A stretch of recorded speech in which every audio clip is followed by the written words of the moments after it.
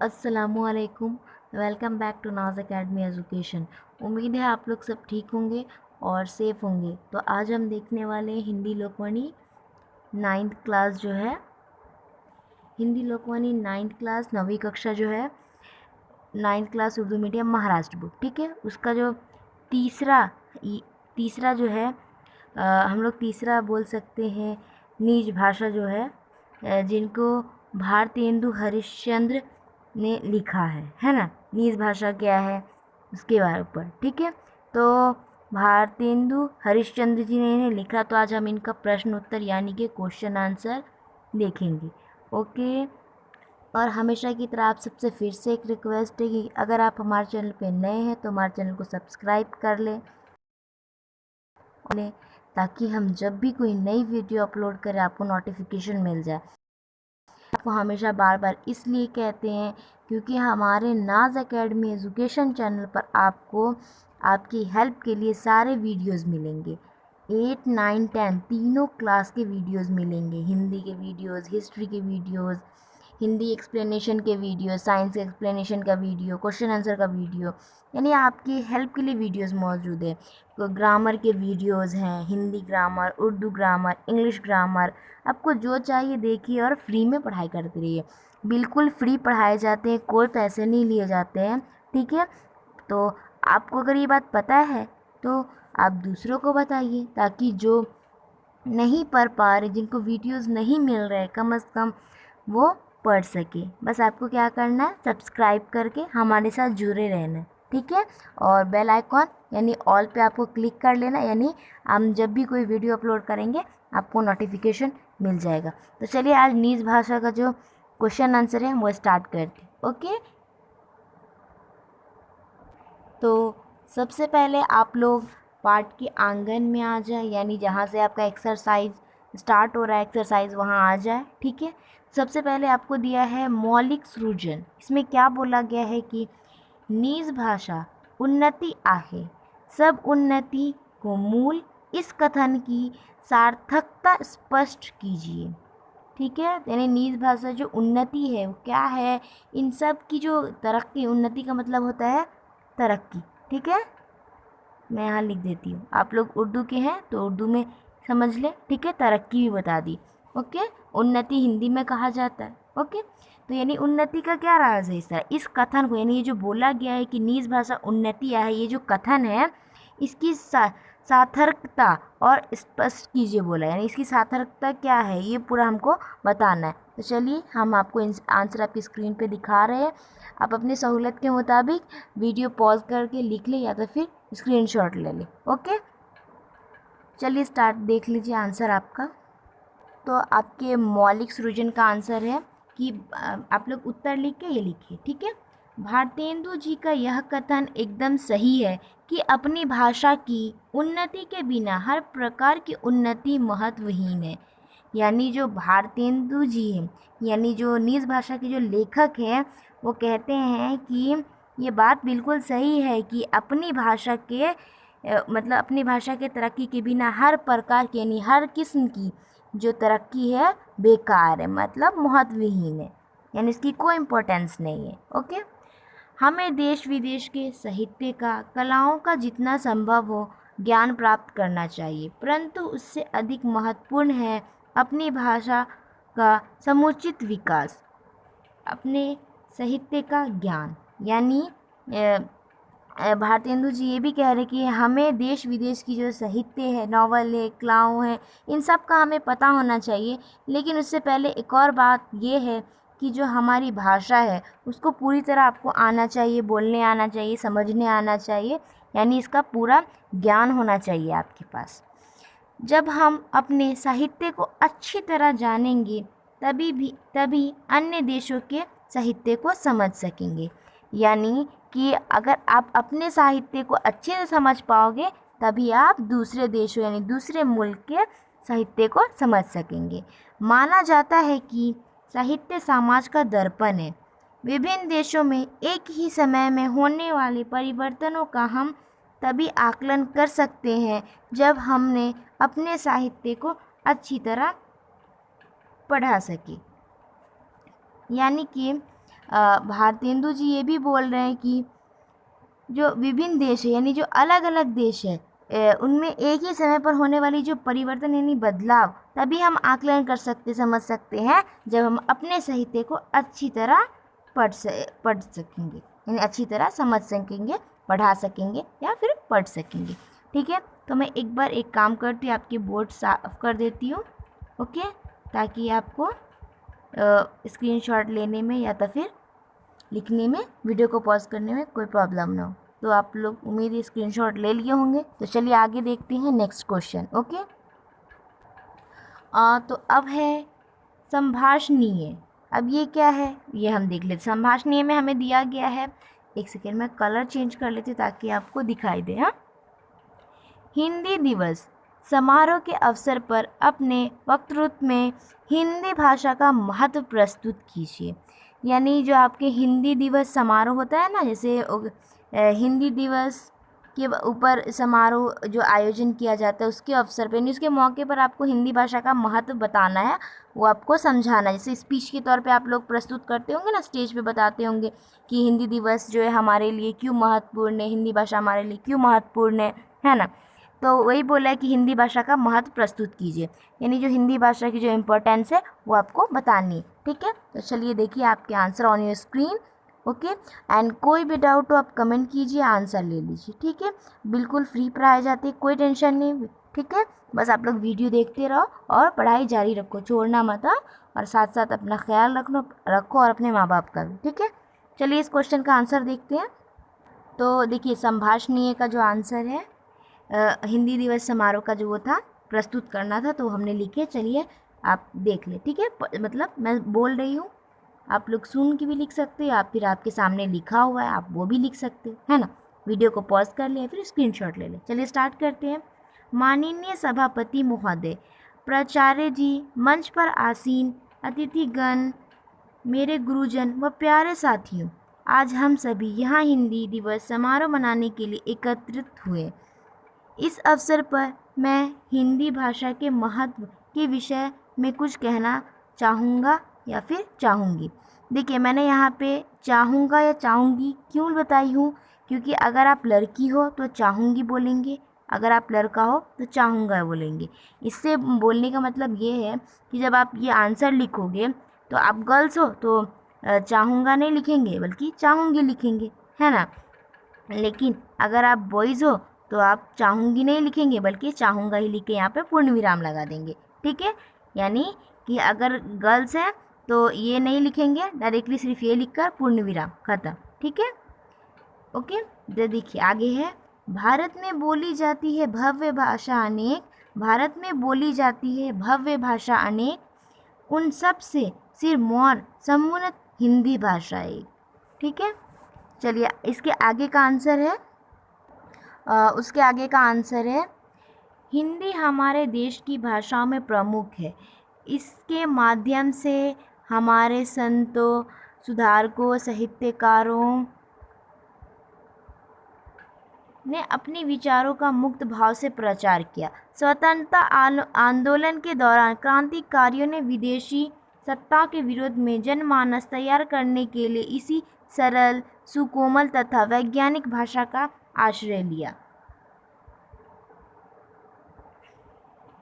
हिंदी ऐसी भाषा है जिसे बोलने वाले भारत में लगभग 46 करोड़ और पूरी दुनिया में 80 करोड़ लोग हैं। विश्व के 91 विश्वविद्यालयों में हिंदी भाषा पढ़ी व पढ़ाई जाती है। रूस, Germany, Bhutan, Myanmar, Nepal, Sri Lanka, Mauritius, Fiji, Uganda, Canada, England, America आदि देशों में हिंदी बोली व समझी जाती है। हिंदी हमारे राष्ट्रीय गौरव का प्रतीक है, इससे हमारे अतीत की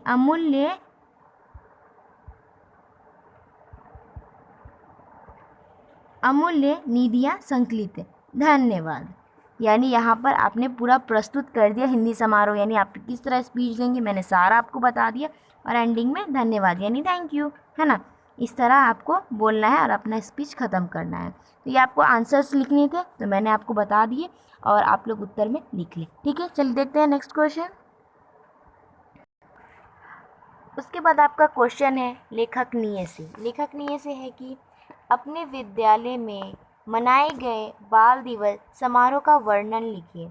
यानी आपका जो विद्यालय, आपका जो स्कूल है, उसमें जो किस तरह मनाया गया था बाल दिवस यानी चिल्ड्रंस डे, जो चिल्ड्रंस डे जो मनाया गया था, उस चिल्ड्रंस डे का समारोह यानी वो जो पूरा किस तरह से ये था, किस तरह मनाया गया, वो पूरा आपको बताना है, यानी पूरा वर्णन करना है, बताना है। ठीक है, चलिए मैंने खुद जो बनाई हूँ वो आपको बता देती हूँ। ठीक है, तो आप आंसर में लिख लेंगे। ओके, तो देखिए आंसर है वही जो उसका वर्णन करना था, बाल दिवस समारोह का, यानी जो फंक्शन के बारे में आपको वर्णन करना था। तो मैं यहाँ पे आंसर लिखी हूँ। 14 नवंबर हमारे प्रथम प्रधानमंत्री जवाहरलाल नेहरू का जन्मदिन है। नेहरू जी को बच्चों से बहुत प्यार था, इसीलिए उनके जन्म दिवस के बाल दिवस के रूप में मनाया जाता है।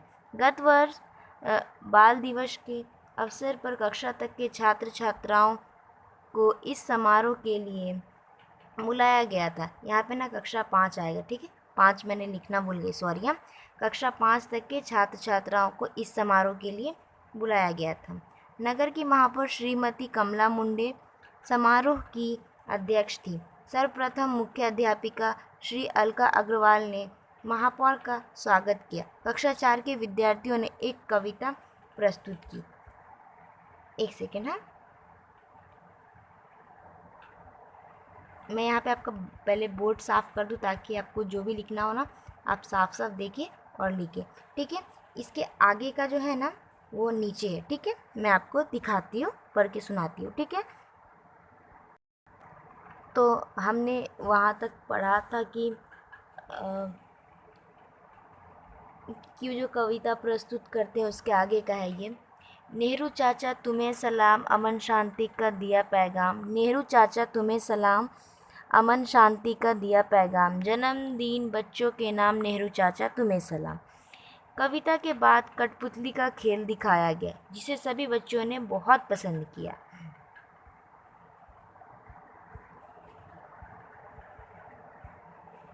नेहरू जी बालकाल के संबंधित एक छोटी सी नाटकीय कक्षा 5 के बच्चों ने प्रस्तुत की। महापौर जी ने नेहरू जी से जुड़े कुछ रोचक तथ्य बच्चों को बताए और कार्यक्रम की प्रशंसा करते हुए आयोजकों का ऐसी सफल प्रस्तुति के लिए अभिनंदन किया। तो देखिए हमने ये पूरा वर्णन कर दिया है। ठीक है, आपको पहले, इससे पहले भी एक फ़ोटोज़ पहले दिखाई थी, उसको पढ़ के की थी, तो पहले वो लिख लेना, फिर ये लिख लेना, इसी तरह बॉक्स बनाकर फिर ये वाला पैराग्राफ लिख लेना, फिर ये वाला पैराग्राफ लिख लेना। ओके, तो चलिए देखते हैं हमारा नेक्स्ट क्वेश्चन। ओके, और आपको मैं एक और बात बता दूँ, ये प्रेजेंटेशन मैंने बहुत मेहनत से बनाई हूँ, तो प्लीज़ आप लोग अगर सब्सक्राइब नहीं किए हो ना तो कर देना, और वीडियो को ज़्यादा से ज़्यादा प्लीज़ शेयर कर देना। ठीक है, अगर पसंद आए तो लाइक भी कर देना, और कमेंट में बताना कि आपको कोई डाउट हो तो पूछ लेना, या तो फिर आपको वीडियो कैसा लगा तो भी कमेंट में आप बता सकते हो। ओके, चलिए देखते हैं नेक्स्ट क्वेश्चन। अब आपका अगला क्वेश्चन है भाषा बिंदु यानी कि ग्रामर। ओके, भाषा बिंदु देख लेते हैं हम लोग। लिखा है कि शब्द युग्म पूरे करते हुए वाक्यों में प्रयोग कीजिए। यानी यहाँ जो आपको दिया हुआ है, अच्छा आपको शब्द युग्म शब्द पता है क्या होता है? नहीं मालूम है ना, चलिए हम अभी आपको बताते हैं। ठीक है, अच्छा आप देख लेते हैं हम लोग। जैसे यहाँ पे बताया हुआ है, शब्द युग्म शब्द का मतलब क्या होता है कि दो शब्द के बीच में ये योजक चिन्ह जो लगा हुआ रहता है ना, उसको शब्द युग्म शब्द बोलते हैं। जैसे यहाँ पे देखिए ज्ञान है, तो यहाँ पे देखिए नहीं, देखिए यहाँ पे है ना, फिर आगे क्या होगा, ज्ञान विज्ञान, है ना, इस तरह है ना, ज्ञान विज्ञान बनेगा, है ना, इससे जुड़ रहा है। जैसे घर आंगन भला बुरा प्रचार, ऐसा भूख प्यास भोला भाला, है ना, यानी भाला क्या शब्द है, ऐसी भाला यानी एक ये होता है हथियार होता है, उसको बोलते हैं। लेकिन हम लोग ऐसा बोलते हैं ना, बहुत ही भोला भाला दिख रहा है, ऐसा बोलते हैं ना। यानी दो शब्द, जैसे एक ये शब्द भोला हो गया एक शब्द, और भाला हो गया एक शब्द, लेकिन दोनों शब्द के बीच में क्या लग रहा है, ये योजक चिन्ह लग रहा है ना यहाँ पे, तो इसी को शब्द युग्म शब्द बोलते। चलिए अब आपका जो क्वेश्चन है हम वो कंप्लीट कर लेते हैं। क्वेश्चन आपको भाषा बिंदु में ये बोला गया है कि आपको बॉक्सेस जो दिए गए हैं उनको फिल करना है, यानी उनमें जो शब्द युग्म शब्द नहीं लिखे हुए हैं आपको यानी पूरे करना है। जैसे यहाँ पे घर है ना, तो यहाँ पे क्या आएगा वो लिखना है। ज्ञान है तो क्या आएगा, भला है तो क्या आएगा, प्रचार है तो क्या आएगा, भूख है तो यहाँ पे क्या आएगा, भोला है तो यहाँ पर क्या आएगा। यानी खाली जगहों में आपको शब्द युग्म शब्द पूरे करने हैं और फिर उन शब्द को लेकर यहाँ पर वाक्य बनाना है। ठीक है, तो यहाँ पर देखिए, यहाँ पे मैंने ब्लू कलर से सारे शब्द युग्म शब्द जो खाली थे बॉक्स उसमें लिख दिए। जैसे यहाँ पर देखिए घर, तो यहाँ पे आएगा घर, ज्ञान विज्ञान, भला बुरा, प्रचार प्रसार, भूख प्यास, भोला भाला। ठीक है, देखिए इन सब के बीच में लगा हुआ योजक चिन्ह है ना, यानी इसका मतलब एक ये। ठीक है, अब इनसे अब हम वाक्य बनाएंगे। चिन्ह कर रही हूँ, ठीक है, क्योंकि वाक्य बहुत ही छोटे, आप कुछ भी वाक्य इनसे बना सकते हैं ना, आप खुद से भी, है ना। जैसे घर घर है तो शब्द युग्म शब्द घर घर है, तो हम इससे क्या इंगे वाक्य बना रहे हैं कि हमें घर घर ज्ञान की दीप जलाना चाहिए, है ना, ज्ञान का दीप जलाना चाहिए। तो ये एक वाक्य हो गया, या फिर आपको दूसरा वाक्य आ रहा है तो आप वो भी लिख सकते हो। तो देखिए जैसे जैसे सारे बड़े क्वेश्चन थे मैंने आपको आपकी स्क्रीन पे दिखा, राइट, लेकिन ये छोटे तो एटलीस्ट आप खुद भी लिख सकते हो या फिर मैं बता देती हूँ। ठीक है, तो पहला था घर घर, तो घर घर का है ना, आप लोग लिख लो कि हमें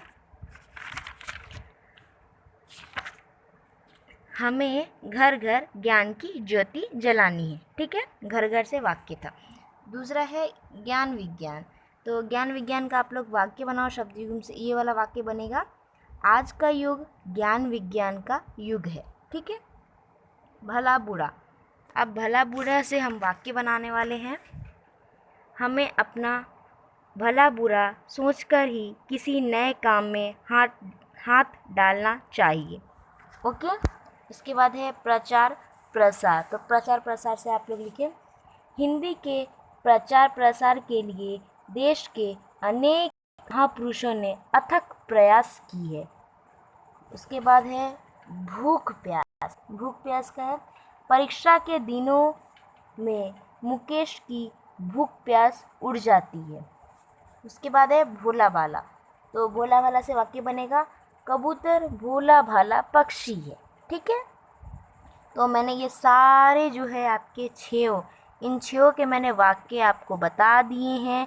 any doubt please comment. Video कैसा लगा please comment. Okay, and thanks for watching my video and take care. आप लोग अपना ख्याल रखें, मिलेंगे नेक्स्ट वीडियो में। ओके, अभी कोविड का टाइम है तो प्लीज़ बाहर ना निकला करें। ओके, और आप वैसे भी घर में ही रहते होंगे, है ना, आपके मॉम डैड जाते होंगे बाहर। ओके, तो प्लीज़ आप लोग बाहर मत निकला करें, आप उनका भी ख्याल रखें, अपना भी ख्याल रखें। ओके, टेक केयर, अल्लाह हाफिज़, take care, thanks for watching my video.